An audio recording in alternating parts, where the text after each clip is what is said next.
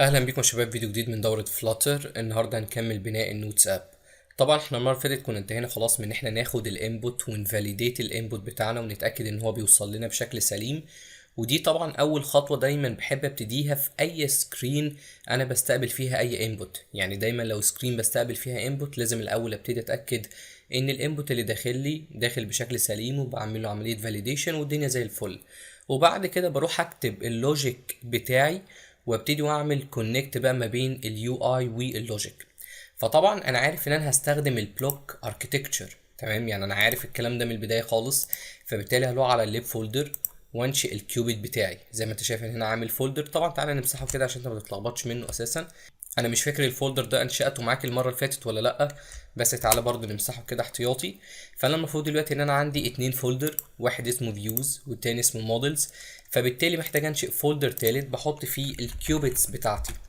وخلي بالك ان دي كده ابسط استراكشر ممكن تعملها، ان انت عندك المودلز بتحتوي كل المودلز بتاعتك، عندك الفيوز بتحتوي السكرينز بتاعتك، وعندك الكيوبيتس فيها الحاجه اللي بتمانج الستيت بتاعتك. دي كده ابسط استراكشر المفروض ان انت تعملها. بعد كده بنطور في الاستراكشر دي حاجه تانية خالص. يعني انت دلوقتي لو بتسمع الفيديو ده من كورس البيجنر فتقريبا احنا هننتهي بالاستراكشر دي.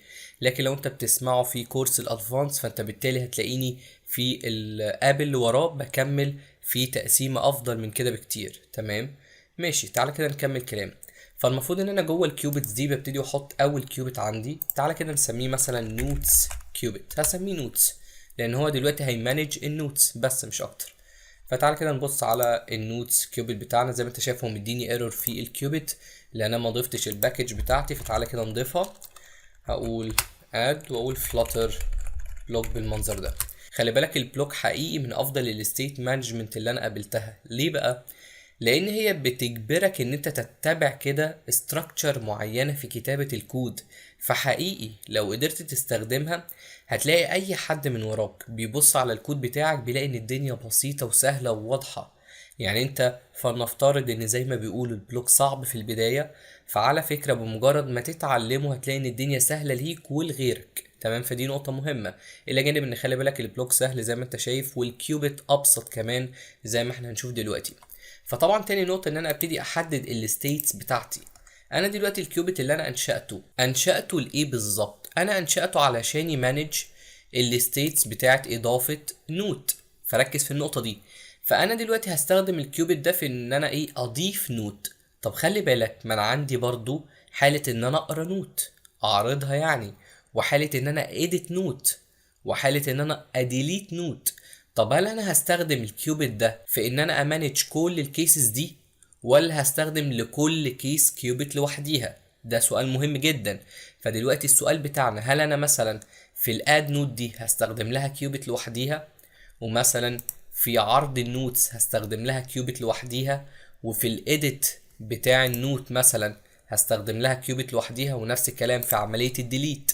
ده سؤال لازم تسأله لنفسك. هل انا هستخدم الكيوبيت لكل حاجة ولا هو كيوبيت واحد لكل النقط؟ في الحالة دي انا حابب اقولك ان انت يفضل تستخدم كيوبيت منفصل لكل حاجة. ليه؟ بسبب الستيتس، لان ممكن يكون ليهم ستيتس مختلفة، فانت عشان تهندل الستيتس دي انت ممكن تتلخبط. الى جانب ان في مبدأ اسمه single responsibility principle. المبدأ ده بيقولك ان انت لو عندك كلاس المفروض الكلاس ده يهندل حاجة واحدة بس. يعني انت المفروض ان كل كلاس يكون مسؤول عن حاجة واحدة. المبدأ ده بنطبقه على كل حاجة في كتابة الكود. لو عندك فانكشن، الفانكشن المفروض تكون مسؤول عن حاجة واحدة بس. يعني ما ينفعش فانكشن تعمل حاجتين. لو فانكشن بتاد يوزر ما ينفعش تديليت يوزر، لان هي الفانكشن المفروض انها بتاد يوزر بس، ما ينفعش تخليها تعمل حاجه تانية.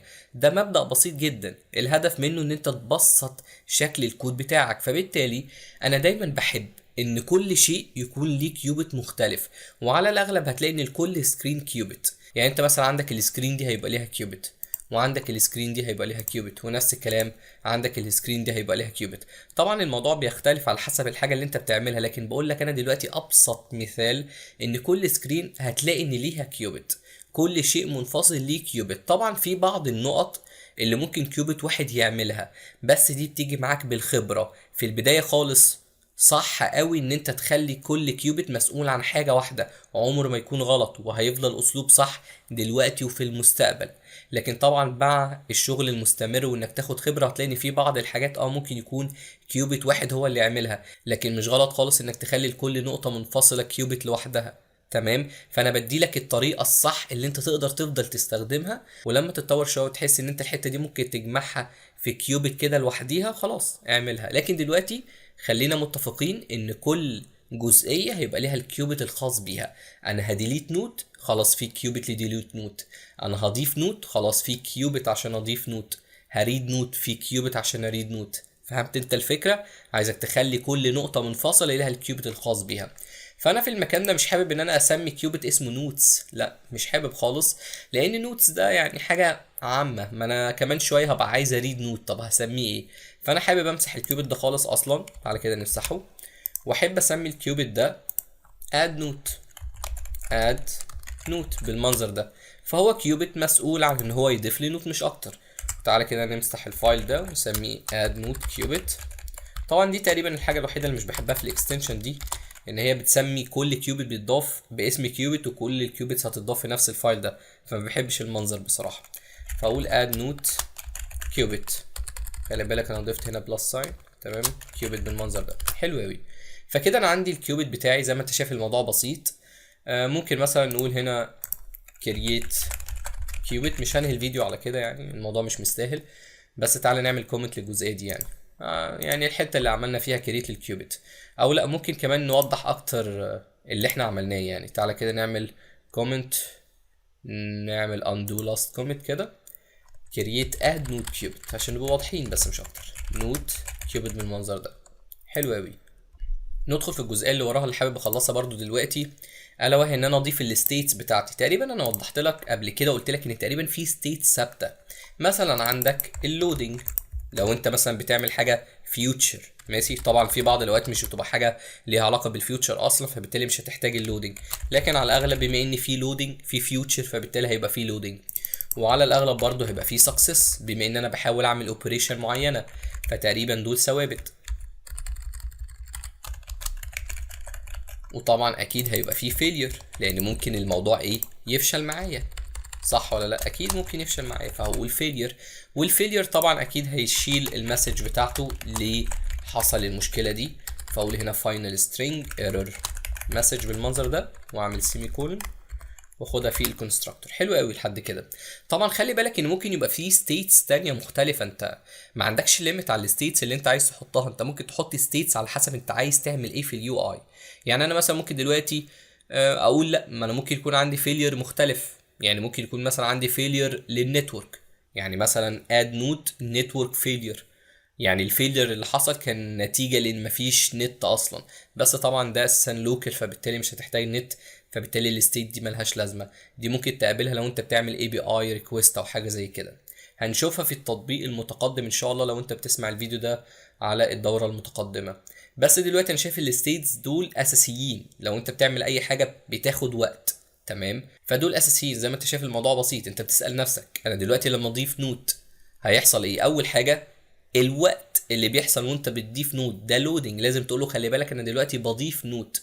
بعد كده نجحت في اضافة النوت فعندي سكسس، او فشلت في اضافة النوت فعندي فيلير. بس كده الموضوع بسيط، هي دي الستيتس بتاعتي. فهنقول هنا add notes state، خليها نوت ماشي، ونعمل كومنت كده ونعمل بوش للكومنتس اللي احنا عملناها. وبس كده، الفيديو بسيط جدا، اتكلمنا فيه عن شوية نقط اعتقد انها مهمة لكن بسيطة قوي. تمام، بس بكده يكون الفيديو ده انتهى. اتمنى تكون استفدت من الفيديو، واستناك الفيديو الجاي ان شاء الله، ومع السلامة.